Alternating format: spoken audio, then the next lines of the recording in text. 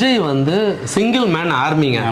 அது விஜயோட வளர்ச்சி வந்து இன்னும் வந்து அவர் கிரவுண்ட்ல வந்து இறங்கினதுக்கு அப்புறம் தான் தெரியும். இன்னொன்னு அந்த கட்சியில இருந்து இவர் வராங்க, அந்த கட்சியில இருந்து வராங்க, அவர் சொல்ற பேரெல்லாம் லிஸ்ட் எல்லாம் அந்த அளவுக்கு எல்லாம் வர்த்து கிடையாது.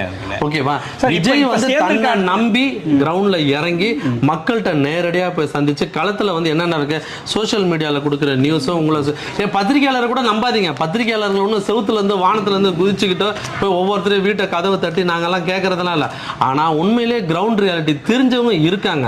நீங்க சரி பத்திரிகையாளர் நம்ப வேணாம், கூட வந்து நீங்க வச்சிருக்கீங்க தெரியுமா அந்த நிறைய பேர் இந்த யூடியூப்ல பிரபலமானவங்க எல்லாம் கூட்டு வந்து இல்ல அதெல்லாம் வந்து பேர்லாம் வேணாம், பேர் சொல்ற அளவுக்குலாம் அந்த அளவுக்குலாம் அது வேஸ்ட், அதெல்லாம் சொல்ல வேணாம். அவங்க வந்து தங்களோட சுய விளம்பரம் பண்ணிட்டு இருக்காங்க. ஆமா, அவங்களுடைய அரசியல் பக்குவத்துன்றதே ஒரு அரைவே காட்டுத்தனமான சார். இன்னும் சமீப காலமா இல்ல எனக்கு ஒரு ஸ்டாலின் அப்பான்னு என்ன கூப்பிடுறாங்கன்னு சொல்லி சந்தோஷத்துல சொன்னாரு, சந்தோஷத்துல சொல்லிட்டு ஒரு செயலியா